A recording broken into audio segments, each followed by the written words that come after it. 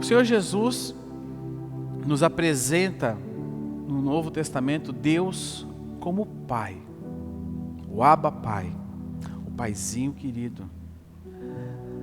Ele nos apresenta Deus como Pai. Nós entendemos que o Senhor é o nosso pastor. Nós entendemos que Deus é o nosso Pai. Agora uma pergunta que eu quero lançar ao seu coração no dia de hoje. Qual é a figura, qual é a expectativa que você tem com relação a Deus? Qual é a figura de Deus que você desenvolveu? Você tem Deus somente como Pai? Muitos que enxergam Deus como o Senhor dos exércitos, somente como o Senhor dos exércitos, são pessoas que são propensas e comprometidas com batalha, pessoas que estão sempre em guerra. Alguns geram a figura de Deus como um juiz, como um grande juiz. Essa pessoa vive na expectativa daquilo que é certo, daquilo que é errado, daquilo que é justo e daquilo que não é justo. E eu quero convidar que você abra sua Bíblia comigo agora, no Evangelho de Lucas. Evangelho de Lucas, capítulo 24, verso 16.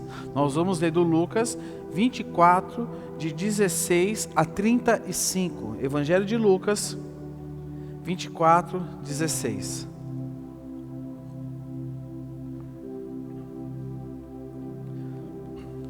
Evangelho de Lucas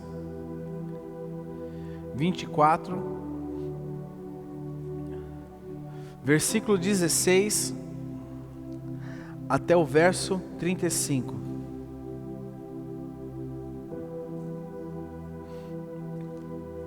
Vamos orar? Senhor, nós te damos graça, meu Pai, pela Tua palavra, Senhor.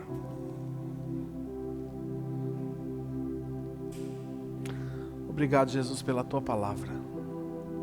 Obrigado pelo Teu alimento sobre as nossas vidas. Que nessa manhã, Teu Espírito Santo gere algo novo no interior de cada um que nos acompanha. Que ao ouvirem essa transmissão, Senhor, este culto, eles possam ser renovados. Que a visão que cada um deles tem de Jesus, de Deus, seja a visão do Pai, do Salvador. Toda visão deturpada que nós temos acerca de Ti, Senhor, que caia por terra em nome de Jesus Cristo. Espírito Santo, fala aos nossos corações nessa manhã.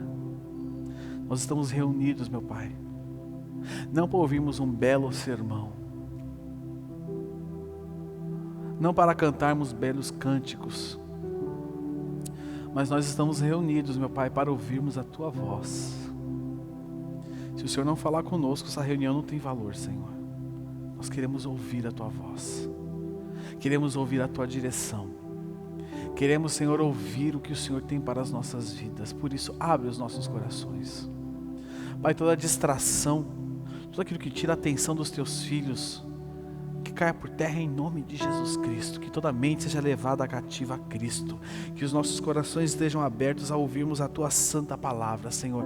Que o Teu Espírito Santo fale, em nome de Jesus. Amém. Evangelho de Lucas, capítulo 24, verso 16. Verso 16. Lucas 24, verso 16, nós vamos ler até o verso 35, está aí na tela para vocês aí. Diz o seguinte a palavra de Deus: Mas os olhos deles foram impedidos de reconhecê-lo.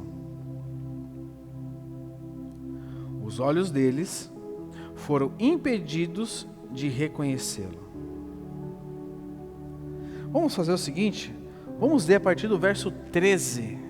Nós temos um contexto maior do que acontece aqui nessa referência. Vamos ler a partir do verso 13, para nós termos uma referência maior. Diz o seguinte: Naquele mesmo dia, dois discípulos do Senhor, estavam indo para um povoado chamado Emaús, a 11 quilômetros de Jerusalém.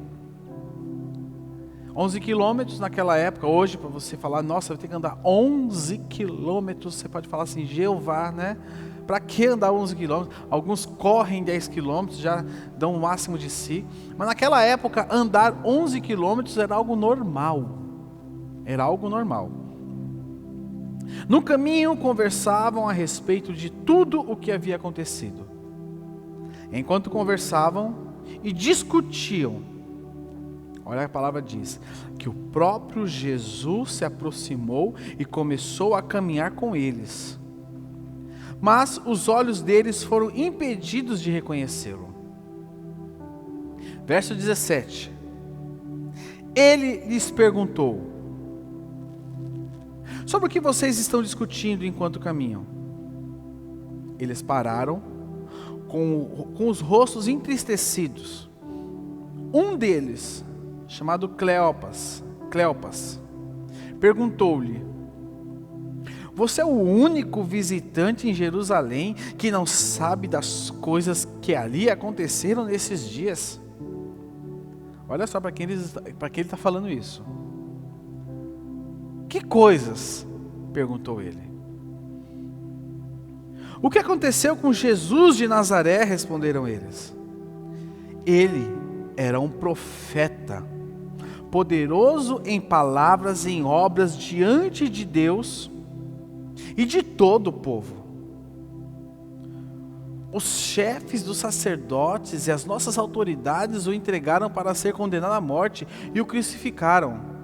Agora, preste atenção no que diz o verso 21.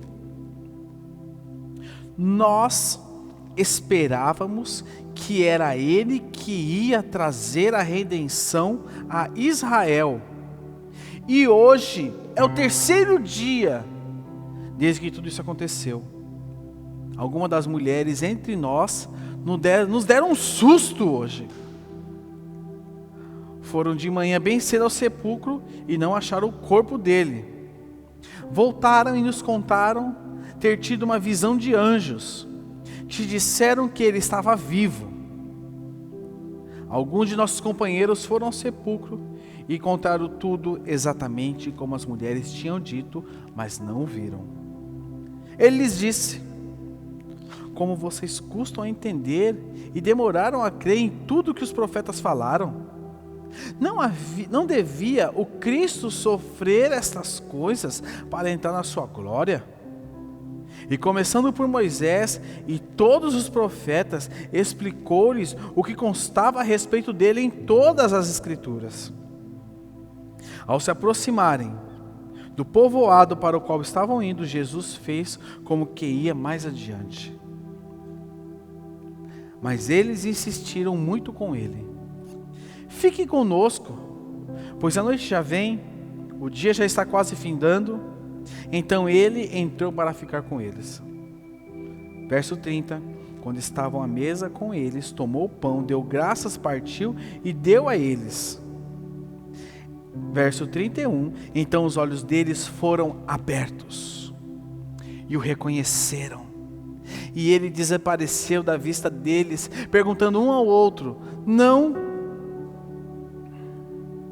Deixa eu virar a página. Não estava queimando o nosso coração enquanto ele nos falava no caminho e nos expunha as Escrituras? Verso 33. Levantaram-se e voltaram imediatamente para Jerusalém. Ali encontraram os 11 e os que estavam com eles reunidos, que diziam: é verdade, o Senhor ressuscitou e apareceu a Simão. Então os dois contaram o que tinha acontecido no caminho e como Jesus fora reconhecido por eles quando partira o pão até aí. O que eu penso a respeito de alguém determina a minha expectativa a respeito de alguém. Nós observamos os discípulos que não enxergaram Jesus, porque qual era a expectativa que aqueles discípulos tinham? Eles tinham uma visão, uma ideia equivocada do Messias. Eles enxergavam, a expectativa deles é que o Messias fosse aquele que fosse vir libertar Israel do opróbrio, que viria e reinaria em grande glória. Porque foi isso que eles falaram para Jesus no caminho. Foi isso que eles expuseram para Jesus no caminho. E foi isso que eles falavam.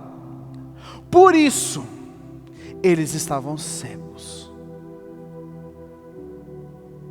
Cegos de tristeza, cegos de decepção. Estavam cegos. Talvez você esteja cego hoje. Talvez você esteja cego e não esteja enxergando Jesus na sua vida. Cego com as tristezas do dia a dia. Cego com as decepções que tem te pressionado. E tudo isso tem feito com que você não consiga crer. Tudo isso tem feito com que você possa ter uma visão errada de Deus. Pelo que você está cego hoje? O que tem te feito ficar cego? O que tem feito você a não enxergar Jesus na condição do Cristo, daquele que te salvou, te libertou e te curou? Primeiro, eles tinham a visão errada do Messias. Aí o que aconteceu? Eles não enxergavam Ele. Após eles terem a visão correta do Messias, eles começam a enxergar eles. Quando a percepção deles muda, eles começam a enxergar Jesus. Presta atenção, nós precisamos ter a nossa percepção alterada acerca de Jesus. A Bíblia nos ensina, a palavra de Deus nos ensina quem Ele é, o que se propõe a fazer. A palavra de Deus nos ensina o que Ele promete a nós. A palavra de Deus nos ensina o que Ele espera de nós. A palavra de Deus nos ensina o que devemos a Ele. A palavra de Deus nos ensina o que nós podemos esperar dEle. E muitas vezes nós temos colocado expectativas erradas acerca dEle. Acerca dEle. Ah, Senhor, mas eu quero ser rico. Eu quero ter muita prosperidade. Eu quero, Senhor, ter muitos bens. Mas esquece-se que Ele é o teu provedor, e que todos os dias não tem faltado nada na sua casa e na sua família.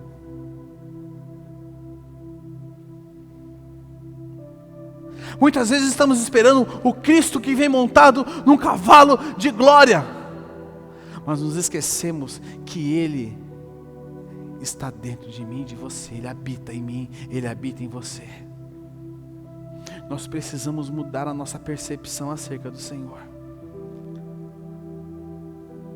Nós precisamos mudar a nossa percepção acerca do Senhor. Ele, Colossenses 1:15, parte A, Ele é a imagem do Deus invisível. Quer saber sobre Deus? Olhe para Jesus. Nós somos privilegiados, porque o Velho Testamento, a percepção que eles tinham de Deus era acerca daquilo que os profetas falavam, ou de reis e grandes homens que manifestavam ali a autoridade do Senhor que vinha sobre eles. Hoje não. Quer saber sobre Deus? Olhe para Jesus. E Jesus está em mim, está em você. Nessa manhã, Jesus está se manifestando em nós. Está se manifestando na sua casa. Quantos de nós, eu li esse texto essa semana, muita coisa pegou fogo dentro de mim. Quantos de nós, na nossa caminhada cristã, na nossa caminhada de vida, somos acompanhados por Jesus? Ele está sempre com nós, mas nós não o reconhecemos. Nós não o reconhecemos como aqueles discípulos no caminho de Emaús. Sabe por quê?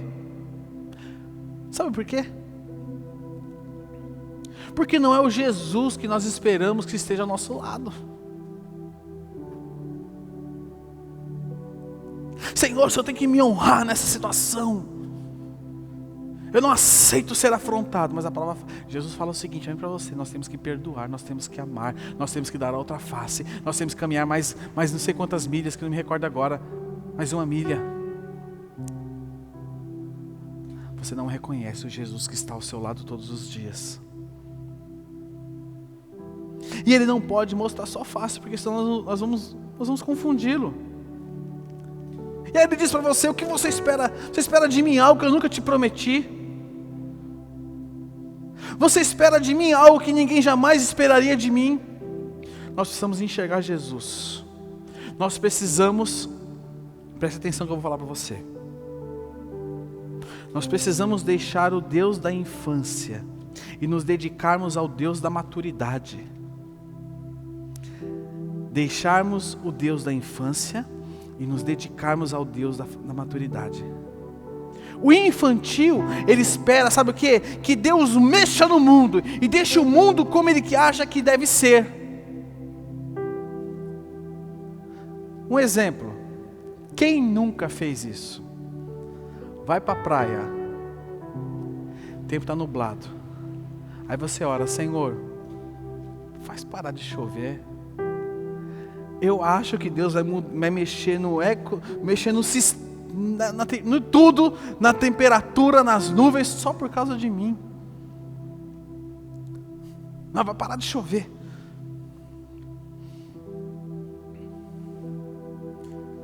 Muitas vezes nós temos todas as respostas, mas nós queremos que Deus decida por nós. Porque se for por aqui é Deus, se não for por aqui não é Deus. O infantil, ele lida com o Espírito Santo como se ele fosse uma fonte de poder. Porque eu vou acionar o botão e o Espírito Santo vai ser uma fonte de poder. Ele é fonte de poder, mas nós precisamos entender que Ele habita em nós. Meus irmãos, nós temos a percepção errada de Jesus. Nós temos a percepção errada de Deus. Nós temos a percepção errada do reino de Deus. Nós temos a percepção errada. Nós precisamos entender Colossenses 1:27, que Cristo em vós é a esperança da glória. Nós precisamos entender a palavra, nós precisamos entender Cristo em nós. Ele habita em nós e nos capacita a agir em nome dEle. Ser testemunha de Jesus é ser cheio do Espírito Santo, é reproduzir o que Ele é reproduzir o que Ele fazia. Nós precisamos não somente ter a fé em Jesus, mas ter a fé de Jesus em nós. Fé em Jesus é acreditar que Ele está lá e que Ele é todo poderoso. Nós precisamos ter essa fé. Mas a fé de Jesus é dizer que eu sou filho amado de Deus. A fé de Jesus é dizer: o Espírito Santo está sobre mim. A fé de Jesus é dizer: a razão da minha vida é estar debaixo do meu Pai. A fé de Jesus é dizer: eu sei que tudo que eu faço no mundo é para a glória de Deus. Nós precisamos ser daquele povo que vai. Precisamos ter a percepção correta de Deus. Em Lucas 24:31, no momento em que os olhos dos discípulos foram abertos. Lucas 24:31 diz: então os olhos deles foram abertos e o reconheceram, e ele desapareceu da vista dele. Quando eu tenho a percepção correta de Jesus, Ele começa a viver em mim e se manifestar através de mim. Tem muita gente a caminho de Emaús frustrado. Tem muita gente a caminho de Emaús frustrado, triste, desencorajado, desanimado, pensando em desistir de casamento, desistir de emprego, desistir de empresa, desistir de sonhos, desistir de projetos, desistir de tudo. Por quê? Por que estão a caminho de Emaús? Mas eu quero te falar algo nessa manhã. Quando lemos o verso 31, diz que os olhos deles foram abertos. eles reconheceram que Jesus estava ao lado deles. E aí o que me chama atenção nesse texto é, verso 32. Perguntaram-se um ao outro: não estava queimando o nosso coração enquanto ele nos falava no caminho e nos expunha as Escrituras?